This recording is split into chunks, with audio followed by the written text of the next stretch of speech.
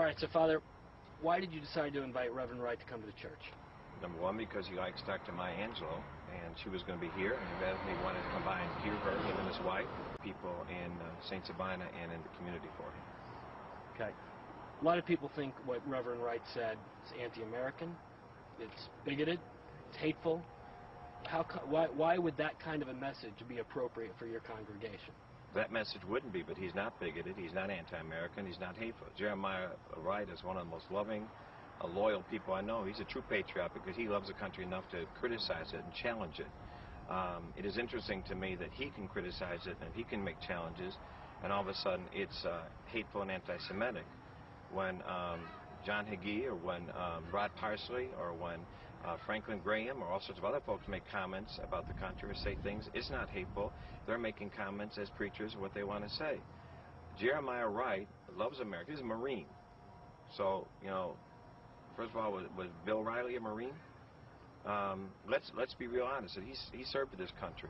He loves this country. And people to come in and take a soundbite and loop it over. If you took a soundbite of Jesus saying you got to hate your brother and your mother and your sister and your brother and your father in order to love me, and loop that around, they'd say Jesus was a madman. The people in Trinity know Jeremiah Sunday after Sunday after Sunday after Sunday. They know the man. Right. So it may be something he says one time or a way he says it, and any preacher in this country, they say, oh, God, that was really harsh. But they know the person. A church and a sanctuary is a family gathering. And you come in and take snippets of a family gathering, put it in a national audience. If Jeremiah Wright or myself or anybody else were talking to a national audience, you would probably speak differently than you teach to your family. Fair enough, but Senator Obama even has distanced himself and said that Reverend Wright was wrong. Okay. It's not as if he's been taken out of context or anything like that. He has been taken out of context. That's a lie. Okay, fair enough. Then let me ask some very direct questions. Mm-hmm. Do you know Reverend Wright very well? Yes. Do you think he believes that the U.S. government injected AIDS into the African American community to kill them? I don't know if he believes that or not. If he said that, I did not hear that whole tape, so I'm not going to comment on that tape. I didn't hear the whole thing. When he talks about the problems, the realities of America, my God, look at the scriptures. Look about what the scriptures say about the wrath of God being released on a nation. Look what the scriptures say about the killing of people. I believe this is an immoral war. I don't believe God said the Pope commanded this war was an immoral war. And so my Catholic Church says this is an immoral war.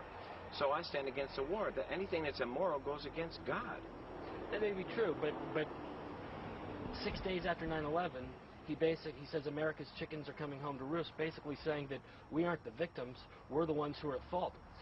6 days after 3,000 American citizens died. He did not say that we are the ones at fault. He did not say that we were not victims. He said it was a tragedy and a horrible thing. But he said we have to take what I have said. I'll speak for myself. Is that America has to take responsibility for its actions around the world, and we have done some shameful things around the world. Jesse Ventura is on Larry King last night talking about the horribleness. He said a lot worse than you ever heard Jeremiah Wright say. You're not calling him anti-Semitic. You're not calling him hateful. You're not calling him un-America. So I mean, let's put it in context. And we talk about a person in context. He says that America has some things they got to own up to. Dr. King in the 60s talked about that we risked the wrath of God in this nation because of our actions with the Vietnam War.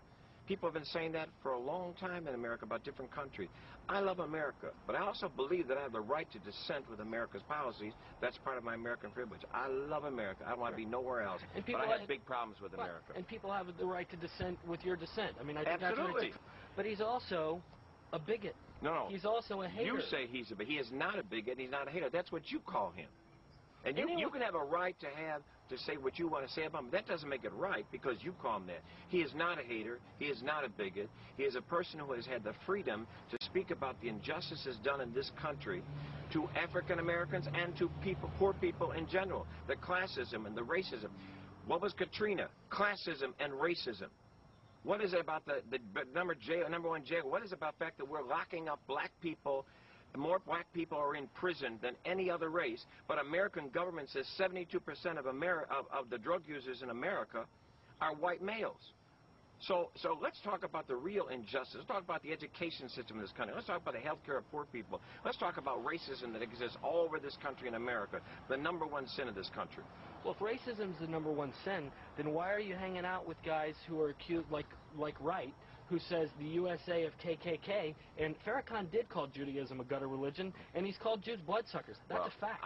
Okay, you can say what you say. I know what I heard when I heard him speak. He's not a bigot.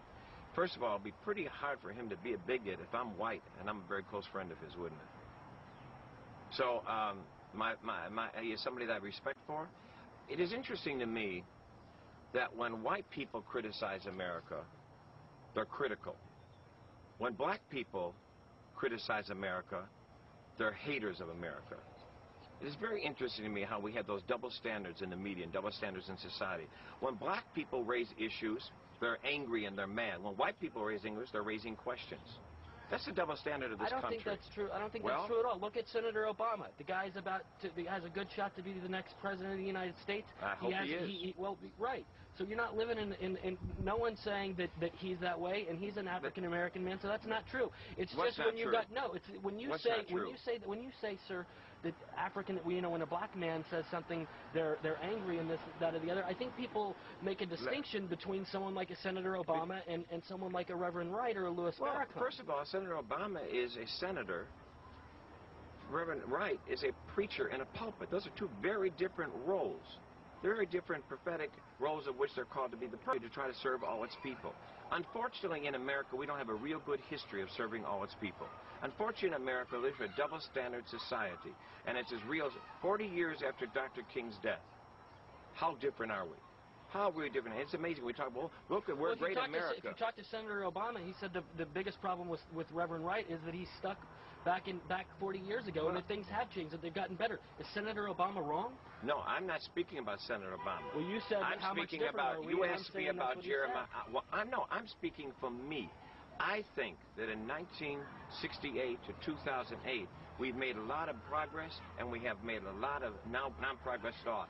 Dr. King, I believe, would cry today if he looked at this country and saw the plight of poor people, saw us in a war that is immoral, founded on a lie. If he saw the conditions of which we live in this country today, I think Dr. King he'd probably be considered by you and Mr. O'Reilly and your viewers as an angry madman. Listen. Because that's how we like to make people out we disagree with.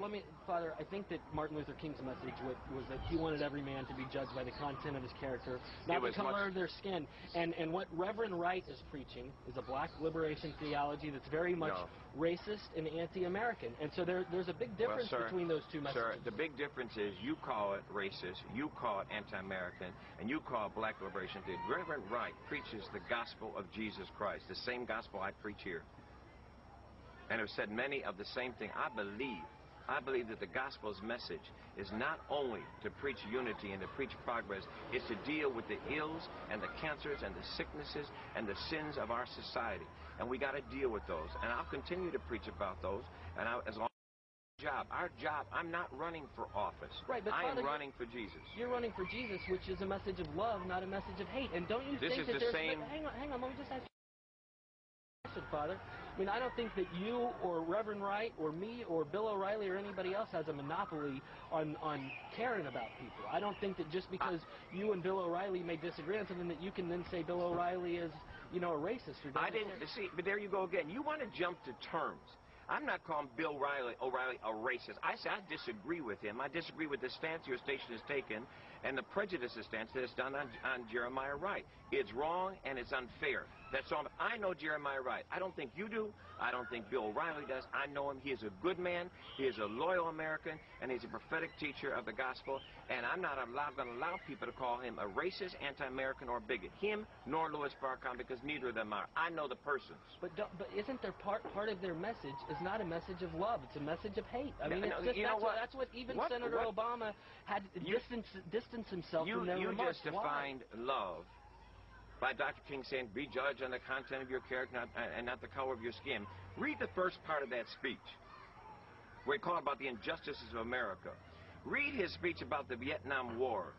He'd like to take Dr. King and repackage him into this wonderful little loving, sweet guy who has an olive branch in his hand. That's not Martin Luther King, because I knew him too. And Martin Luther King spoke truth to this country. And that's why he's dead now, because they decided that he had to die. Well,